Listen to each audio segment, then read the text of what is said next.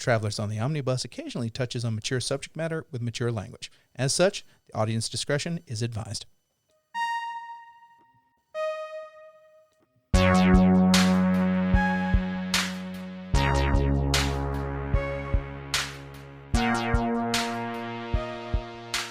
Welcome to Travelers on the Omnibus, a field trip through nerd and pop culture.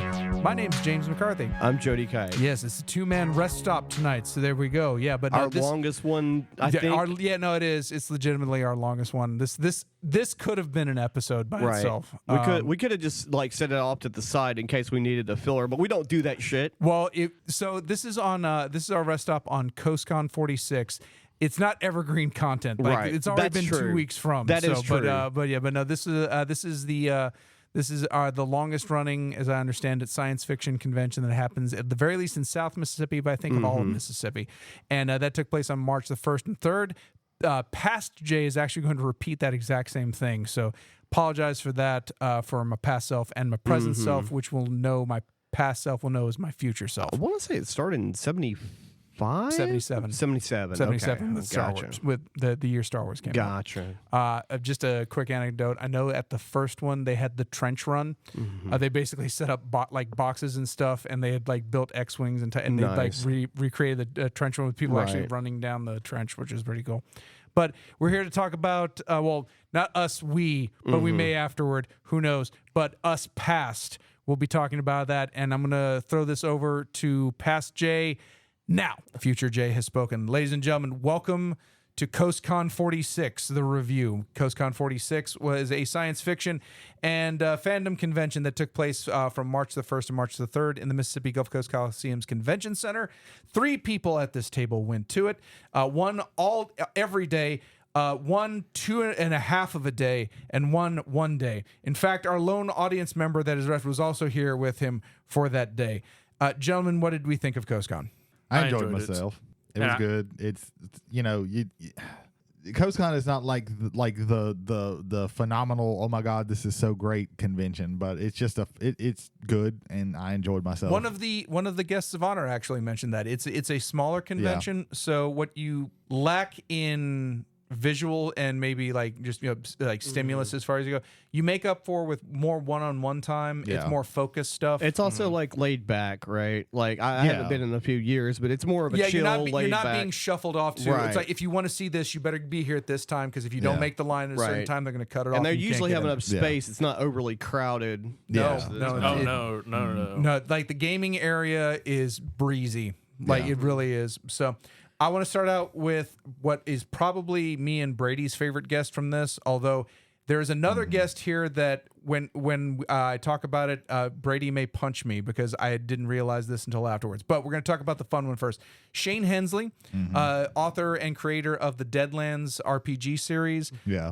And I didn't know before we walked into the panel that he was hosting. Because I don't pay attention to the CoastCon guests. Yeah, Hensley was primarily running games in the gaming area, which was amazing. In fact, he sat in on Greg's game of Shadow Dark. And also Max Gladstone did. Max Gladstone was the author guest of honor. I did not realize this until later. Max Gladstone is the co-author of a book we have talked about on this podcast. Max Gladstone wrote all of the parts of Red in This Is How You Lose the Time War. Holy shit. Yeah, I found out about that afterward, man. I'm sorry. Oh, man. Yeah. Fuck, now I got to pay attention to the fucking guests at CoastCon. The primary author on that is Amal El-Matar, but Red was written by Max Gladstone, which... in our presence, and this is how dumb we were. I'm throwing myself super dumb on this. Somebody was selling that fucking book, and I went, "Hey guys, that's a really good book." Yeah, and I didn't think. Yeah. Maybe they're selling that book because the motherfucker who wrote half of it won both the Nebula and the Hugo Award for Best Novella. It's such a good book. It's such a good book, and he was there, and there you go. So, damn. But That's my fault. But Max Gladstone actually played in that game that Greg was running. Oh, I So- didn't even notice Yeah, that. that was pretty cool too. I love the gaming area there, like particularly the open gaming area, because you can literally just, hey, what are y'all playing? Cool, let's sit down. I also want to give a big shout out to, I can never remember the company, so I'm just going to Steve Huckabee and the board gaming library that he has there. Which is a very, very well curated library. They actually purge games that don't get played a lot, and they take in new games. In fact, I think me and Brady are going to be looking to Gulf Coast Gaming Events. Gulf Coast Gaming Events. Thank you. I took a picture of the thing because I'm probably going to donate some games. Yeah, to I his believe library. owner and operator Steve Huckabee, tremendously nice dude, love him to death. Yeah. They also do a play to win every year where you check a game out of there's specific games in the library, and you check them out and you bring them back. And if you don't bring them back, they will kill you. Yes. Yeah. It's in the thing. We are here so we did not steal a game from Yes, them. exactly. Boom. That's how it goes. And this year's selection was very, very Yes. good. Some years it's slack. The The last year, few years, I was like, I don't give a shit about this. yeah, but the first year they did it, one of them was Scythe. Yeah. And our friend Jason Sims won that one because I think we ended up checking that out 4 times and playing it 3.5, Right. because that's how good Scythe is. But this year, the shout outs for this year that we got, we had Unmatched Redemption Row, which is the Marvel version that has Luke Cage, Ghost Rider, and Moon Knight. Yeah. We also had Unmatched Hell's Kitchen, which is Daredevil, Bullseye, and Elektra. Those were available to play.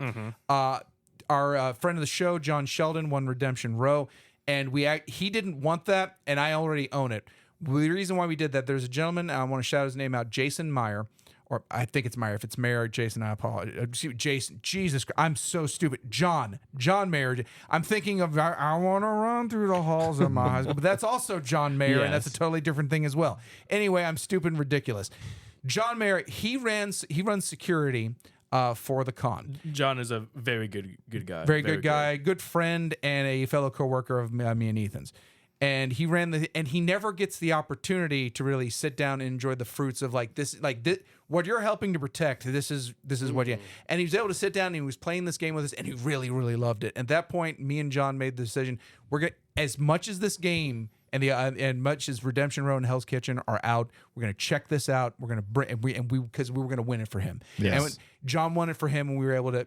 John Sheldon and John Mayer, many Johns. I don't want to confuse everybody, but yeah, we ended up winning it. And that was Giants. That was a highlight. I won a Hollywood 1947, which is part of the Facade game series, where all of them look like books and they look exceptional on a bookshelf. That Ms. Bianca Binion right over there can attest to that. She's nodding her head so much you can pick it up on the microphones, ladies and gentlemen. I won a board game called Holotype, which is paleontologists discovering specimens from the Jurassic and Cretaceous periods. John hated that game. I know. But oh my God. Me and Bianca loved it. Hold on. I need to explain something about John. John, all about dinosaurs.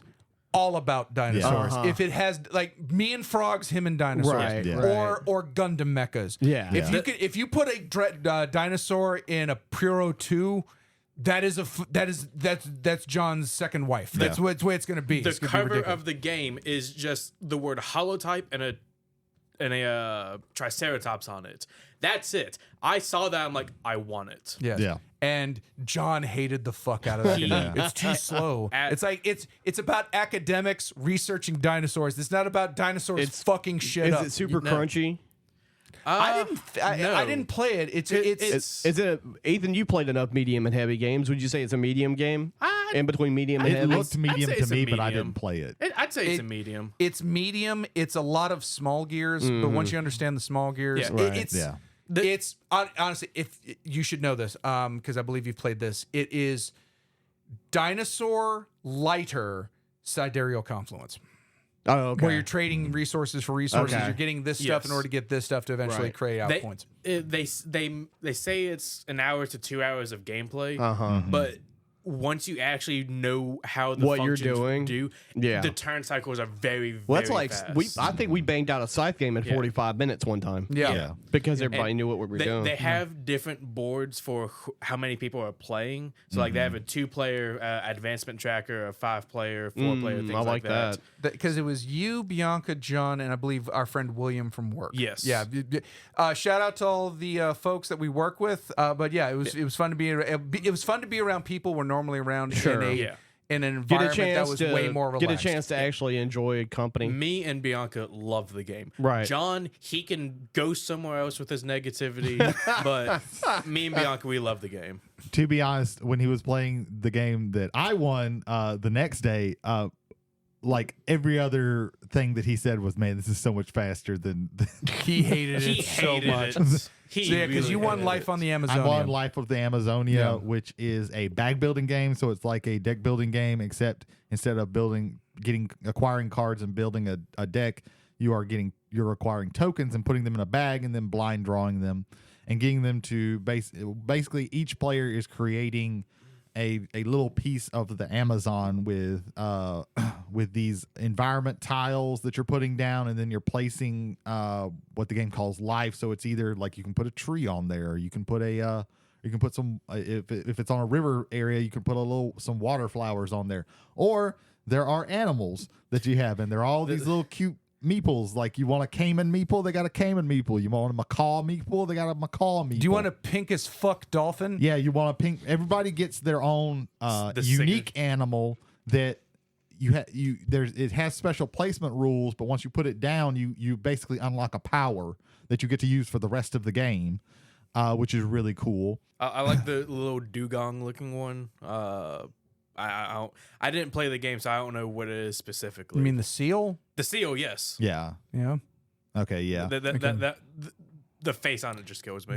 There's frogs in it. Yeah. Normally, I avoid buying games that Brady has because someone in the group, or pretty much anybody, because somebody in the group has it, we're good to go. Right. This has it has wooden meeple frogs in it. Yeah, it has tree frogs. I have to have this game because they're a basic animal, and then there's a unique animal that's a poison dart frog. That you can He handed me the bag with it, and I almost walked out the door tonight. I was like, screw the podcast, fuck friends. I have a poison dart frog meeple. But it's really cool. You've got like these tracks that you're moving up. That you have to, and you're acquiring better tokens and getting rid of the tokens. And when you put things down on certain areas, you can trigger these little bonus powers that you get to do. It's a really, really good game. We didn't get to completely finish it because we wanted to get the game back before it was time for them to call who won the games. Mm-hmm. But yeah, it's a really, really, really good game. I also I gave it to our other friend Ricky, but I got another game called was it Deadline? Is that what the name? Deadline, yeah. Deadline. It's basically Timeline where you have but with three separate things where it's how long like there's 3 stacks and they'll have somebody's name, a famous person's name on top of them, and it's either a dead person's name because it's when did they die, how long did they live, and when were they born? I think there's a fourth one on there because I think it was born, how long they lived, died, and then also what was the cause of death. Some of them, so there are black cards that will come up, and you can pick any one of them and say, okay, I think it was there, and as it goes, like you have to put between the right cards. But when there's a black card up there, you get like a bonus if you say how they died as well. And if you get both things right, you get like a bonus. Like you can get rid because you play until like 2 stacks are done with, and then or no, there's certain amount of cards in each row, and then whoever has the least cards wins. So there's things like if you get the cause of death right, you can like give somebody another card. You can just get rid of a card or something like that. I can't remember all the things that you can do because I didn't play it. But, well, I won it. I played it. Huckabee, if you're listening to this, I played that game. I didn't even remember playing. I watched you playing it. Like I was standing there. I was standing there, but I didn't play the game. I wasn't part of the game. Oh wow! I don't remember them putting my name and checking it out. There you go. I do love Timeline. Yeah, as a game. It's a pretty cool game. It's like I said, it's timeline, but you have 3 separate things that you're trying to that you can pick from. Were you playing the game that had the shields where people were trying to guess who they were and what their job was? What was the No, that's Dubious. Dubious, yeah. Dubious was another one that I saw like a whole bunch of friends Ricky were playing. won that one. Ricky won that one. I wanted to play it because it looked very intriguing, very interesting. But I think we got caught up in playing Ready Set Bet. Yeah, we played Ready Set Bet. That's a great place to get caught up on. In fact, let's get caught up on that Brady Ready Set Bet. Give us the experience. Yeah, so Ready Set Bet is a game where it's basically you're betting on horse races. It's all live action. You know the Kentucky Derby? You're in that. Yeah, you're betting on that. There's a big board that's got all these different bets on it, and each person has 5 chips with numbers on them, and if you win the bet, then you get whatever the chip is multiplied by whatever you put it on. So if you put it on something that says 4 times and you put a 5 on there, you get $20. You get 20 chips back, and so whoever has the most money wins. The only thing is, it's happening in real time. So there's 2 ways that you can play it. Here at the shop, when we played it, somebody has been rolling the dice, and you roll dice as quickly as you possibly can, and then you move the horses along because each horse has a number associated with them. And if you roll that number a second time, then they move a bonus move. So your 2-3 horse has a +3. So if you roll 2 or a 3 twice, then it shoots forward 4 spaces. So it gets up there. You have exotic bets, which are weird things like, 6. If the number 10 horse beats the number 5 horse. That's the prop horse. That's the prop bets that's at the top. So they'll have like, the 10 horse beats the 8 horse or something like that. The ones Brady's was talking about, it's like if all the horses move 6 spaces. Yeah. Oh, gotcha. If 3 or more, that's the exotic bets. Yeah. Okay. If 5 horses only move, or like 3 horses only move like 3 spaces maximum each, things like that. And then after each race, you get a VIP power, which is basically just a rule. You get to break a rule or something like that. Right. Maybe when certain dice are rolled, you get you just get $1. Yeah. Anytime 2 ones are rolled, you get $1. Yeah. Maybe if every time a certain horse wins, say the 10 horse, it moves, you get to put $1 on that card, and if 7 doesn't win at the end of the game, you just get all that money. Get all that money. And definitely, I have bet on horses before. Okay. And it simulates that because I've never done that, so that's interesting to know. Yeah. It definitely simulates the whole constant randomly stuff happening. The twist on this is that when you place a token down on a spot, you cannot move it. You cannot move it, and nobody else can put another chip there. So that spot is locked out. Unless they have a special card. Yeah, that says they can do that. Unless they have a special card that lets them piggyback on specific numbers. And, if 3 horses pass the red line, no more bets can be placed. Unless you have a special card. Again, there's cards that break these rules. But so it's very intense. And there's literally nothing in the rules that says you can't just, when the race starts, just throw your chips up in the air, and wherever they land, that's what you're betting on. Yeah. Yep. Yeah. You could just true gambling. You could just throw chips down if you wanted to. Yeah. So, like I said, the way that we play at the shop mostly has been playing with somebody rolling the dice. The way I played it at CoastCon was I brought my tablet, and there's an app that does that moves forward. The app is actually really fun. One, because it helps with some of the work. Like it tells you, okay, like how many times a certain number has been rolled. This horse moved 5 times.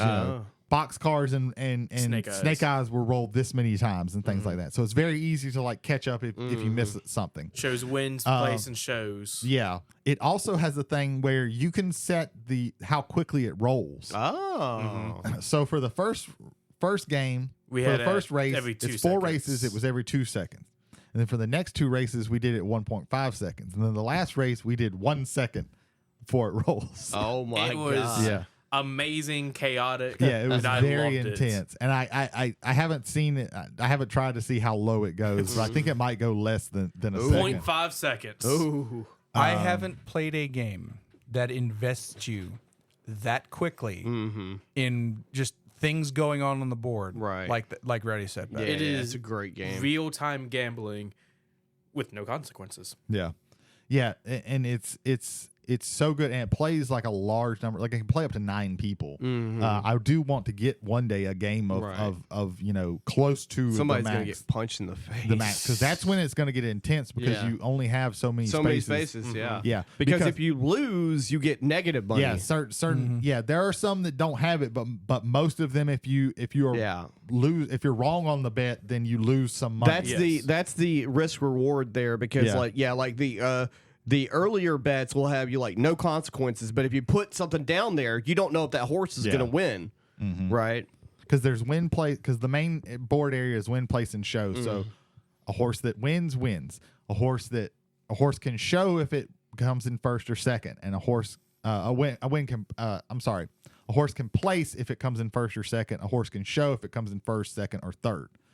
So the winning horse wins, places, and shows. So if you think something's going to win, you can place something on the show bet, but you're going to get less of a payout for it, and you might even get more negative points if you don't get it. It's a very intense game, and it's very, very fun.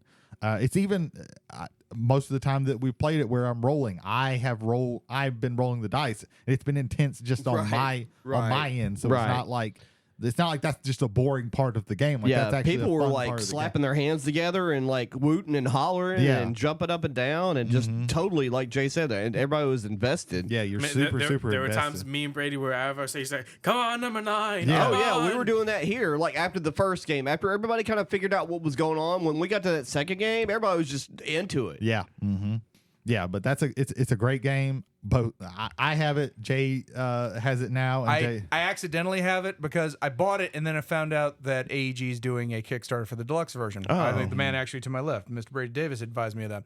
And it's like, okay, so I canceled the Amazon order. I hit cancel on the Amazon order. And then I put down for I'm getting the $110 package, which is it's the play field is a 2 foot by 4 foot neoprene mat. All of the chips are poker chips. Yeah. The horses are much larger. yeah. There's actually, and with the 110 version, I got 2 sets of horses. One of them just has like the 2-3 horse is 23 Skidoo is the name of the horse. The number 7 horse is Lucky. Oh, I love And then that. the second set of horses is all of AEG's games. Like Yeah. the 7 horses is Seven Wonders? No, it's space based. Space Space base. It's space Gotcha. based, like space based something or other. I Yeah, can't remember. But yeah, and that's cool. That's cute. It comes with blue casino dice, and Yeah. in the 110 version, you get blue and red casino dice. Nice. Yeah. So that's going to be a lot of fun when we can finally get All that. the cards are bigger because everything. Right. Because the Yeah. mat's bigger. Yeah, Which that sounds Fortunately, I know a amazing. place that has a ton of sleeves, so Yeah. hopefully we'll Yeah, be able to That's handle all also that. true.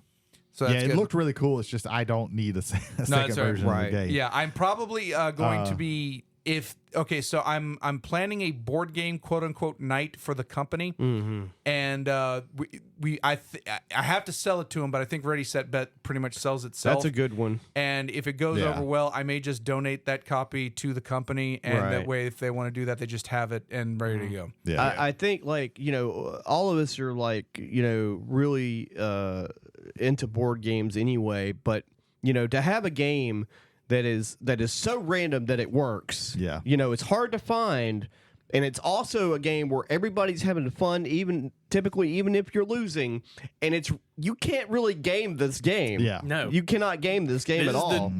the most true random game. Yeah, ever. this is This- random in yeah. real time, and it's a game that I like. Right. Like, that's the That's thing. a rarity. Yeah, none of this makes sense. Right. Knowing Brady Right. Davis That's as long two. as I've That's known two him. things that I don't Same. like in games. Yeah. and it works with this game because it's just like it's super exciting. Right. Like this is a mark for this game is this game came out last year, and it shot up to the Dice Tower on YouTube. They do every year they do their Top top 100. 100. This is This came out last year, and it made Tom Bassel his number one That's game wild. of all time. That's wild. And it just came out. Because, like, he's very particular. Yeah.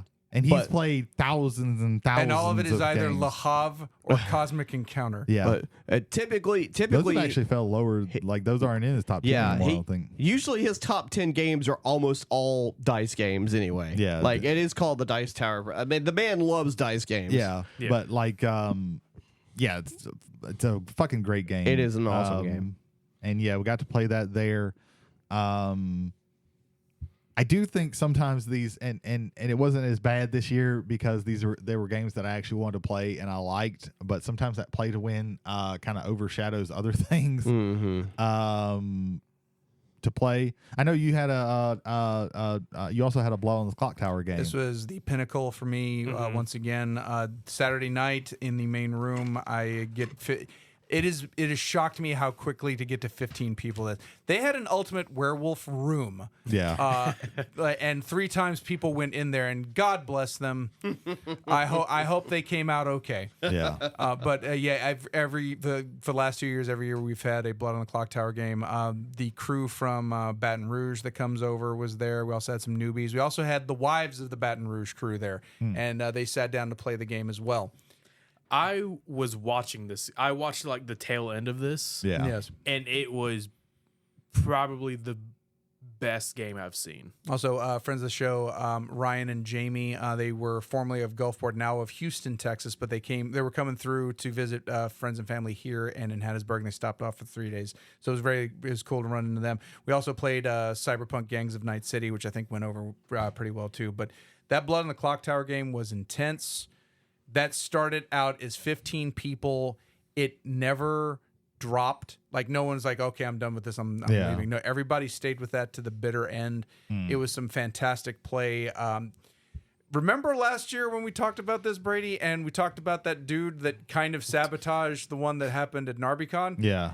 Yeah, he was there. Oh, okay. I didn't even notice that. So the last 2 years also at CoastCon, I've had folks basically like, watch me and like this, like basically they get behind the game master head and like, this is like how I do this. I want to learn I what's want to learn how to happening. do this here and why I'm doing the things I'm doing. Yeah. And the gentleman walked up and he was like, okay.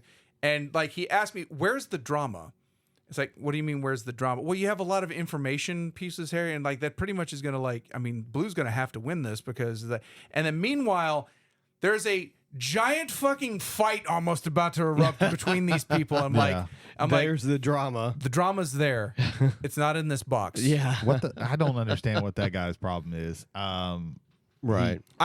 I will say this. I am very particular in the way I run games. Yeah. And if it is a game that I love, or if it's a game that, like, to buy Blood on the Clock Tower, even now off retail, it is a significant. You can get 2 or 3 board games. Yes. Yeah. For the price of Blood on the Clock Tower. Right. So I can appreciate seeing someone doing something you would like to be doing, and be like, "Oh, I wish I was in that." Right. Some people get a little bit angry about it.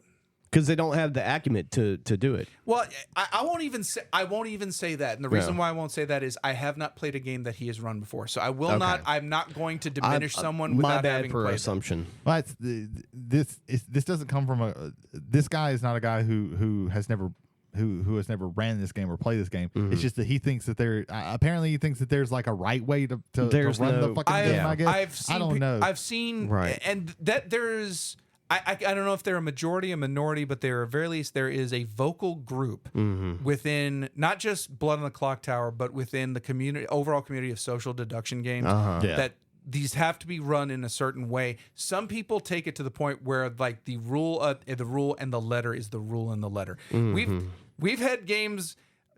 He was actually the librarian when he was the soldier the whole time. We've had people that are like, why are we not using this rule? It's like, well, we're not using this rule because it's going to complicate things. I Right. have a bunch of new people in here. Yes. And also, and sometimes, and once I've used a rule once, I'm going to continue to use that rule. And why can't we just change it now? Because nothing really, things have actually happened. People have died. Votes have been cast under the rule that we're using, which is not the rule in the book. Right. I get that. It's like, Right. we're not running by the rule in the book. Right. We're running by something that I think will keep the pace fast. It will keep the pace fresh, and everybody's ever going to have fun with it.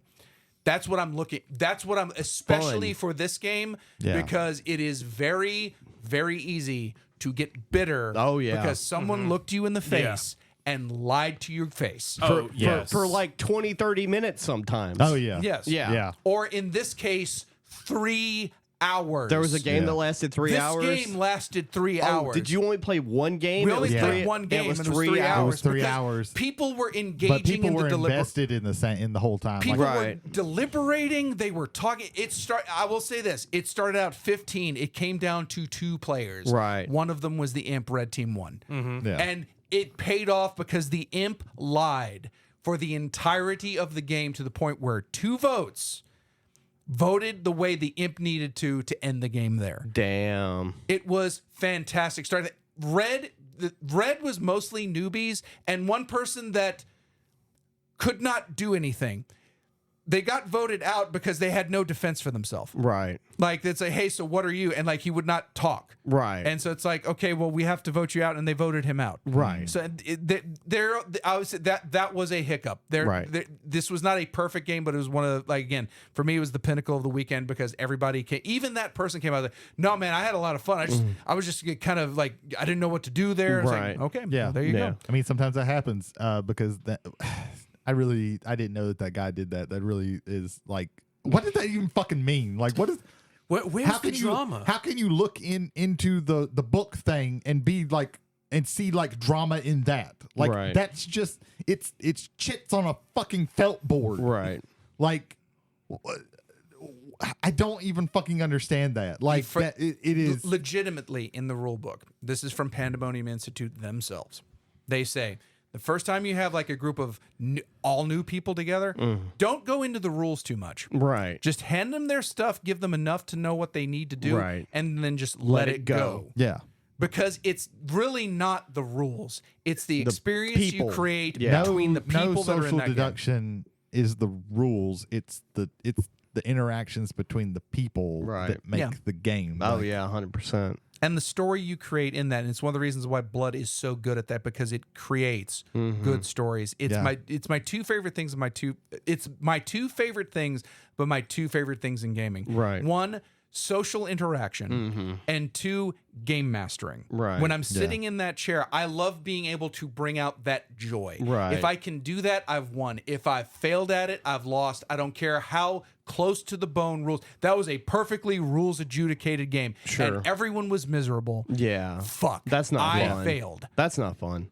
yeah. So yeah, no, everything about that game was fantastic. Like what, and also like because it was it was again that Baton Rouge crew and their wives and partners.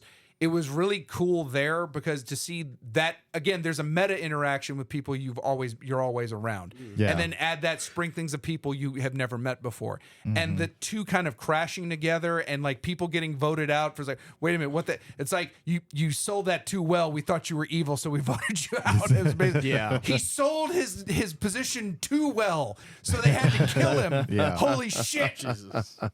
It was great. I would go into like. I could go in like a piece by piece detail, but that would be 3 separate rest stops. I'm Sure, not going to yeah, show that sure, there. sure. I just want to say a shout out to everybody who played that game. That was a absolutely fun game. I loved every minute of it, and thank you for playing again. My 2 apprentices, which I called Grimoire Guardians. So if everybody wants to run, you don't want to play. If you just want to see what my like thinking behind things and how to do things are. Come behind the book with me, and Right. I'll teach you how my way. Right. If you have a better way or a Right. way that's better for you, go for it. But the next year, because one of those gentlemen actually bought Blood on the Clock Tower. Oh, wow. Off of the quote unquote bad game we ran at NarbyCon. So again, Yeah. again, validation everywhere. I greatly appreciate all of them. $250. This there is you the go. most humble brag I think I'm going to be doing for a while. I'm just saying. But it's like he's got the game. He's never run it yet. Yeah. I'm Right. like, so next year, whether it's my copy or his, He's Yeah. running it. Yeah. I'll be Obi-Wan Kenobi, like over his shoulder, and like if I need to interject, I will interject. But like basically, I just want to be a sounding board. It's like, okay, like I'm not gonna ask him why are you doing that. Right. That's Yeah. right. It's like, and it's like if I feel like it's like whoa, wait a minute, like you fucked the game up, which is hard. Yeah. It's hard to fuck up blood. But if it's like okay, I'm not sure how to go. Okay, so what are you looking for? What are these roles? How you do that there? We've only ever played the primary scenario also, Yeah. way, Right. which is Trouble Brewing. I do want to do the other two scenarios. I want to try Sects and Violets. Again, that is Sects, SECTS, and Violets, pun. And Bad Moon Rising. Bad Moon Rising is insane. It's absolutely insane. And Sects and Violets literally has a madness mechanic where people have to do certain things, and if they don't do it, you just execute them as a storyteller. That sounds funny. Yeah, it sounds Wow. fun and funny, but it could also be silly and not understandable. And Yeah. that's one of the reasons why I do eventually want to, because Trouble Brewing is starting to become gamey to me. Like Yeah. I feel like I can game it kind of well. Yeah. Before we end up on this, I do want to shout out two vendors that were at one, which was there last year, and one I think was only just here this year, and I hope both of them come back. The first one is Open Dead Inside. Open Dead Inside was the pin seller at CoastCon.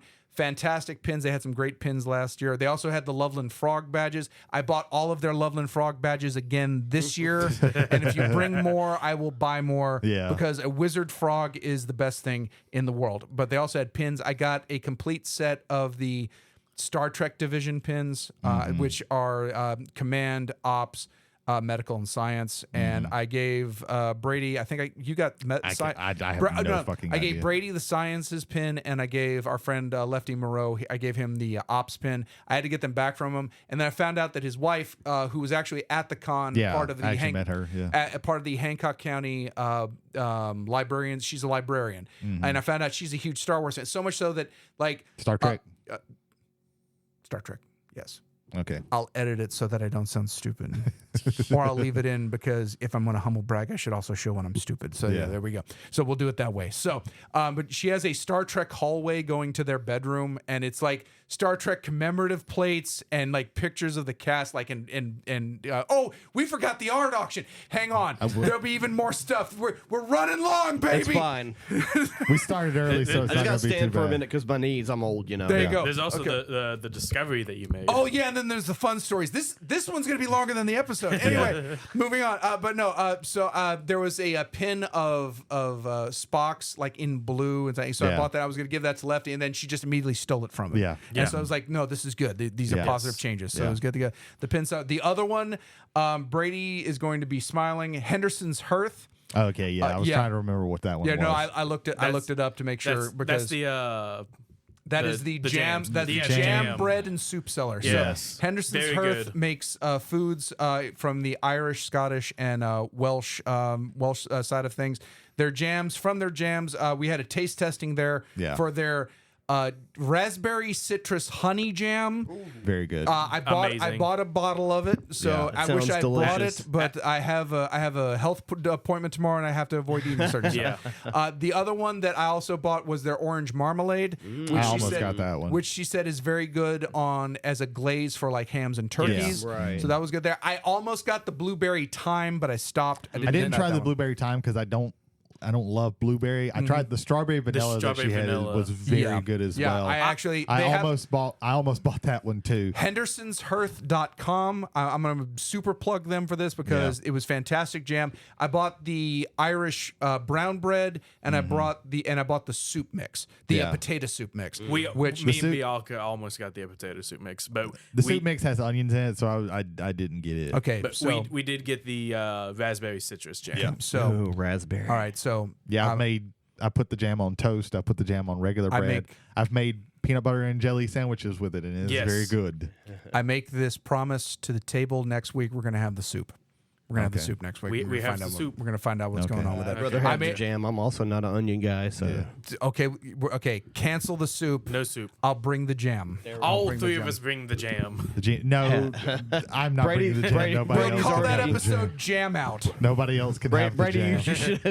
you should have been like, I've already eaten it. It's all gone. It The might jar has be. been It licked might be clean. because I've.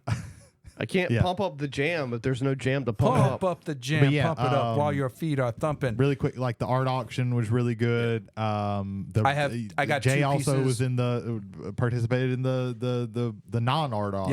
Yeah, the non-art auction was for CASA, Yeah. which is helping children everywhere, but particularly here on the Gulf Coast. So it was a very, very good one. The only thing I wanted out of there initially was Storm Cloud Attack, which is 2 of the bigger fighter units for 40K. Yeah. They were selling that, and I didn't know they also bundled it with a Blackstone Fortress model called the Archivist, I believe. Right. He's a giant Zote. Yeah, the Zote. He's a giant Zote. It's and one of the only ways yeah. you can get a Zote. that Storm Cloud Attack goes for 200 on eBay. I got it for 45, Right. along with the Zote. That was great there. You also got the Iron Throne. So I was initially not going to go for that one, but we haven't played in a while, and it'd be something that we think we can all kind of like get behind if we had the game again. Yeah. And the Iron Throne is based off of the Iron Throne from the book, so it's this like almost like foot quick, tall. They had what was called the Hand of the King, which box, which is when they did the Kickstarter for the Song of Ice and Fire miniatures. It's all the Kickstarter stuff, so it's bonus models, some models that you can only get from that. And then also a humongous first player token of the book accurate Iron Throne, which is like huge. Yes. And you know what function it serves in the game, Jody? 0. The first player token. Yeah, it's just the first player token. That's all it is. That's Who is the amazing. first player? Who has the throne? Who has the giant fuck ass throne? Yeah. Hold on. Chunk. Yeah. So I there love was that. there was two on horse models that you could literally only get from that box. And it's Gregor Clegane on a horse and Brendan Tully the Blackfish on a horse. You can't get those models anywhere else. Right. Piecemeal, you could get a couple of $100 That if you that just throne by pieced it itself out. is like 60, 65. Yeah. I Right. got the whole thing for $35. Oh, nice. Yeah. And I was like, this is fantastic. What about Really those good. Dragon Balls, though? Yeah. About the oh no, no, that's another funny story. That'll yeah. be the capper funny story. okay. But, there was all the amazing art that we saw. We all saw. I did there was a lot of really good art that I liked in this one. My budget for this CoastCon wasn't very high, so I just got 2 small pieces. I've gotten really obsessed with like sci-fi landscapes. So I got one of those, and then it's from the same guy. This other piece that was really it's hard to explain. I would have to show people, but like I was only going to get one piece and then maybe come back and get the other piece. But the guy was like, yeah, if you use a debit card, it's a $2 charge, and I was just like, I'll save $2 and just get them all together right now. Yeah. I bought one on quick sale. He's Wilbur the vampire, and he's just this caricaturist vampire. He's got tax problems. Right. He's Yeah. so it on a red background. It was great. And then I missed the auction, the actual art auction. But they Right. were doing a quick sale at the end where they were selling the ones for that were normally up, and you would have to pay the full quick sale price. They were only going for the minimum bid. Yeah. And so Really? yes, and so the orange Wilbur that's facing the other direction, I got him as well for his Nice. minimum bid, and so Yeah. now I can pair them both up. That's and have them looking awesome. at one another. I got one of the Flying Dutchman, and it's just That's a really really cool one. nice pirate ship, and like thunderstorms is a It's there's like a green lightning that's like going through. that's going- coming out of the frame and back into nice. it. It's really that one was really cool. There was a Cubist Wilbur that was really funny. I thought about that, but he was like $35 more, Yeah. and I liked the idea of it, but I preferred like the side portrait, Right. like the side profile portraits more. Yeah. Yeah, there was this really cool picture painting of this it was like a disintegrating space station with like ships leaving from it, and it was very ethereal looking. That looked really cool, but it was hand painted, so it was like $200. Right. Yeah. So that was way out of my budget. Yeah. There was an astronaut on a toilet taking a dump. Yeah. And no, it was a robot. Somebody that we know got that. I think it might have been Sims, our friend Jason Sims, who got that one. I was very much debating on that one. 'cause That same humor. person had one. It was like Stonehenge, but each of each of the stones had like a sci-fi authors, and then they had something like Poe or sci-fi horror author, and like Poe had like a raven on it. Bradbury had like a fire on it. Oh, okay. Shelley had like the little Tesla coil looking things that you see in like the Nice. Frankenstein movie. The other Shelley had bad poetry on it. Yeah.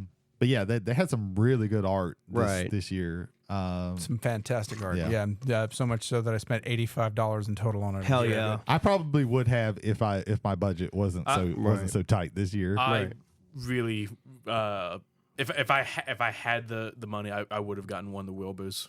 Yeah. Well, he's so characterful. I love that. I love that. That. It's Well, just, obviously, I it's bought just it. a Boom, blank stare. Like he received the worst news for his day, and he doesn't know what to do with it. Yeah, he's got kidney stones. Like, you know how hard it is to be a vampire with kidney stones? Finally, funny things. This is some funny. Do either of you have funny things that happen? Because I had two. I didn't really have much funny stuff. Your thing is the cap. So I get into the auction. I sit down. And the auction had already gone for like maybe 10, 20 minutes. Oh, you told me about this. Yeah. So these are fresh stories for, I think, both Bianca.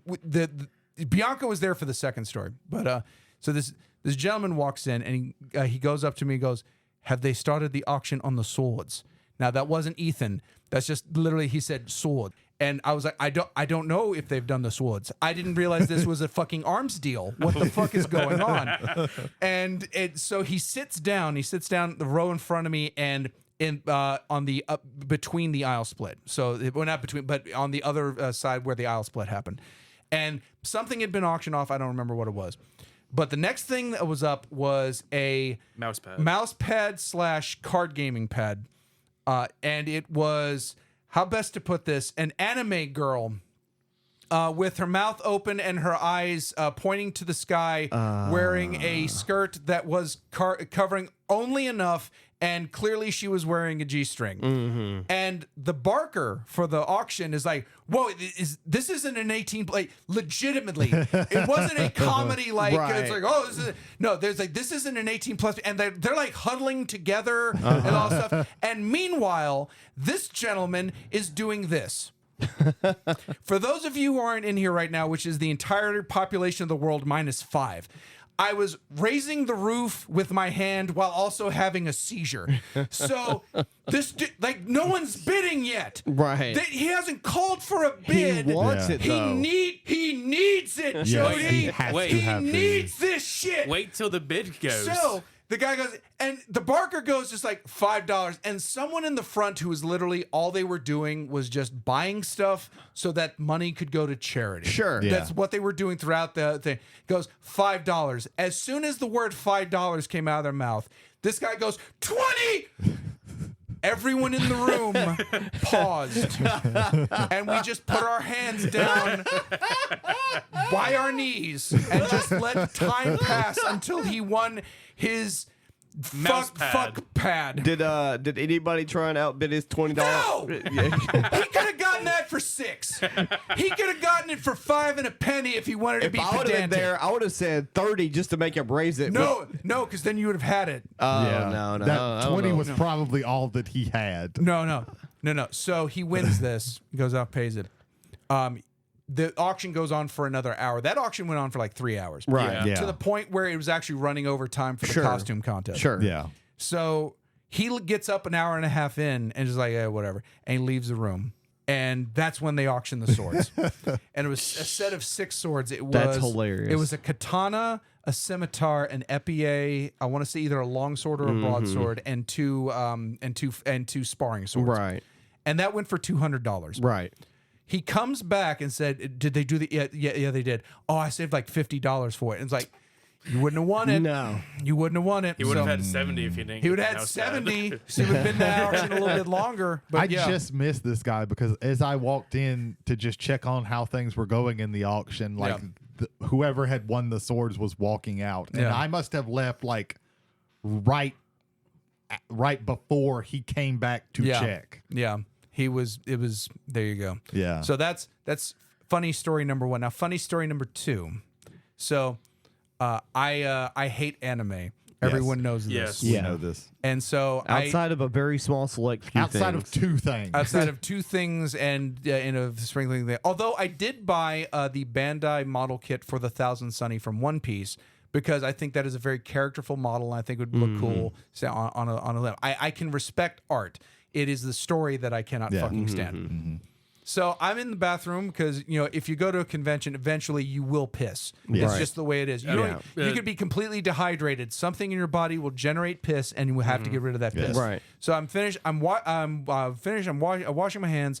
I throw the towel in the garbage, and I see the top corner of a dragon on a box. And so I go over there. I'm like, and I look over, and it's the 7-piece Dragon Ball kit, where it's the Dragon Balls done in resin, Right. Yeah. and it's the box. I'm like, what the fuck? And I reach into like because who wants just the balls and not like the display case? This is fucking Right. weird. Yeah. And I pick it up, and it's heavy, There's weights to it. and I'm like, this is all 7 Dragon Balls. And then I look back in there, and then there's Luffy's hat, Luffy's straw hat from One Piece.